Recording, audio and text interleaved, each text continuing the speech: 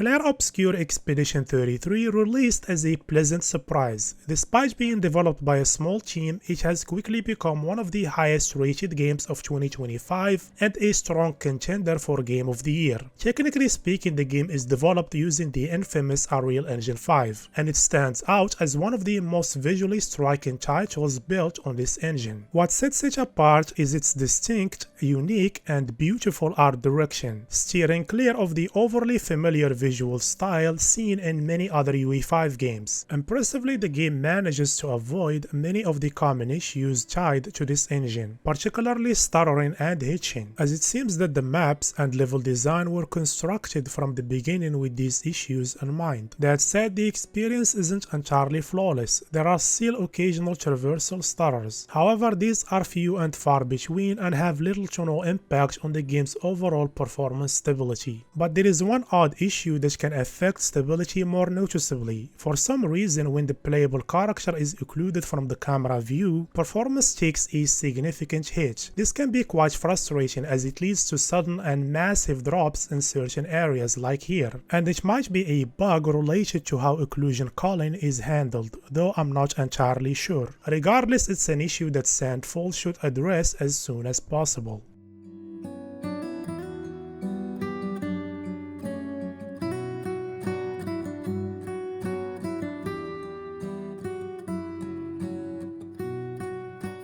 Now this game is quite demanding as it takes full advantage of Unreal Engine 5's advanced rendering features. The graphics menu doesn't offer many settings, but what's available can significantly boost performance with minimal impact on visual quality. But before we start tweaking the settings, let's take a look at image quality, which unfortunately is one of the game's weaker aspects. Due to some post-processing effects, particularly an overly aggressive sharpening filter, the image quality suffers, as you can see here. There are noticeable sharpening artifacts. Thankfully, there is a mod that can help if this bothers you. Just download it, copy the files here, open the ini config file, and you'll be able to adjust the intensity of the sharpening filter, which should noticeably improve the image quality.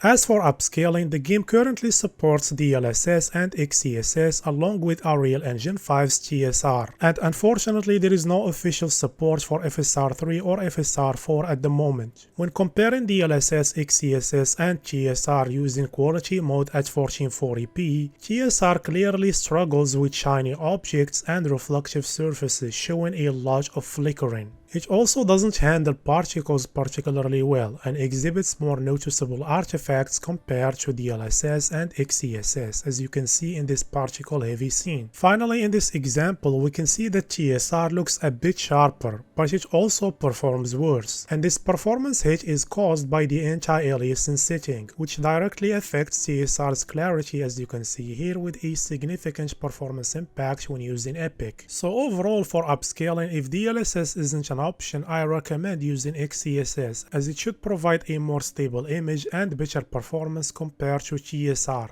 And lastly, let's take a look at DLSS 4 transformer model. In this game, and as we've seen many times before, DLSS 4 struggles with certain foliage elements and exhibits some disocclusion artifacts which noticeably affect its image stability. But overall, it still looks more stable and sharper compared to DLSS 3 CNN model. And it's worth enabling if you have enough performance to spare or you're running the game at a lower resolution like 1080p.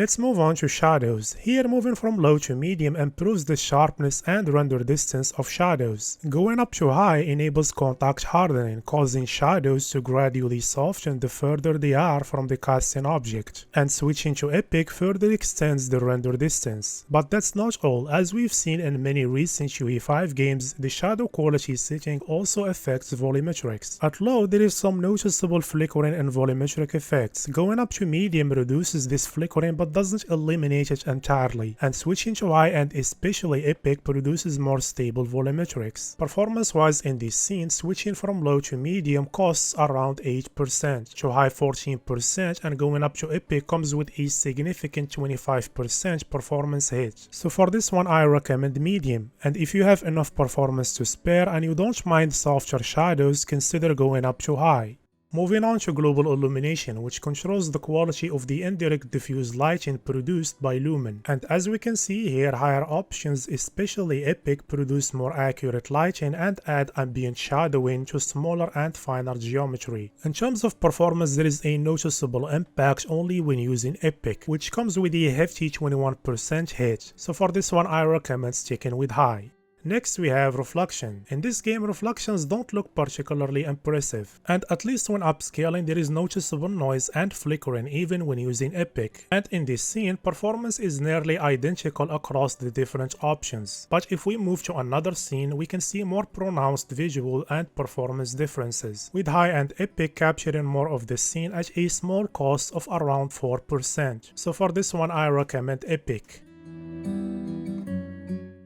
Let's move on to post-process. The game offers separate toggles for some post-processing effects, but even if you enable them separately, the settings still controls whether those effects show up in the game. In this example, going from low to medium enables the vignette effect, while high adds chromatic aberration. Epic doesn't seem to introduce any noticeable visual changes, at least in this scene. The setting also controls depth of field, which is enabled at all levels except low. And in terms of performance, going from low to epic results in about a 7% drop in this scene. So overall, which option you should choose comes down to personal preference. But if you are not a fan of any of these effects, setting post-processing to low is a good way to gain a bit of extra performance during normal gameplay.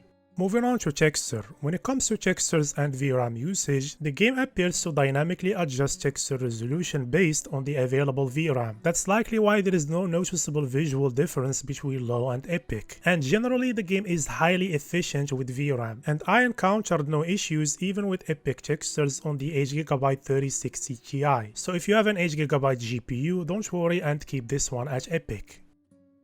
Next we have visual effects. This one controls the quality of some particles and special effects, as you can see here. But this setting isn't just about particles, it also adjusts the quality of certain materials. For instance, this roof looks more detailed on medium and epic compared to low, and the same is true for these crystals. Generally, as we've seen across these examples, going from medium to epic doesn't seem to add much visually. There is a slight change in the lighting, but nothing significant. Even during combat, as you can see here, epic doesn't offer much of a visual upgrade despite the performance hitch, so for this one I recommend medium.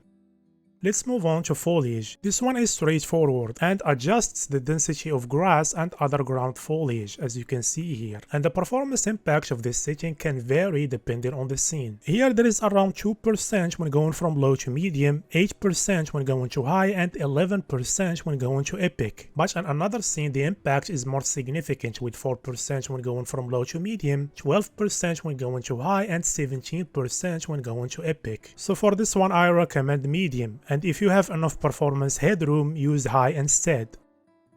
And finally we have shading. This one controls how light interacts with some surfaces, but the visual impact of this setting is very subtle, and I was only able to notice it when going back and forth between low and epic. However, unlike its visual impact, the performance cost is more noticeable, particularly when using epic. Here there is an 8% cost when going from low, medium or high to epic, and it's even more demanding in this scene with around a 12% cost. So for this one I recommend high.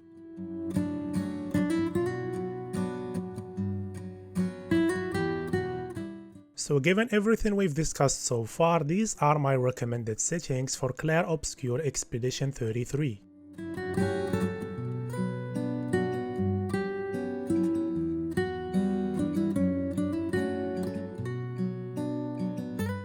Now let's compare the performance of the optimized settings versus the Epic preset at 1440p with quality DLSS. And let's start with the City of Lumiere, which is one of the most demanding areas in the early hours of the game. And here we can see an average performance improvement of around 54% when going from Epic preset to optimized settings. Next we have this area, and here the performance gain from the optimized settings is slightly less than the City area, but it's still substantial, around 48% improvement. And finally we have this demanding area where the optimized settings deliver about a 39% improvement over the Epic preset.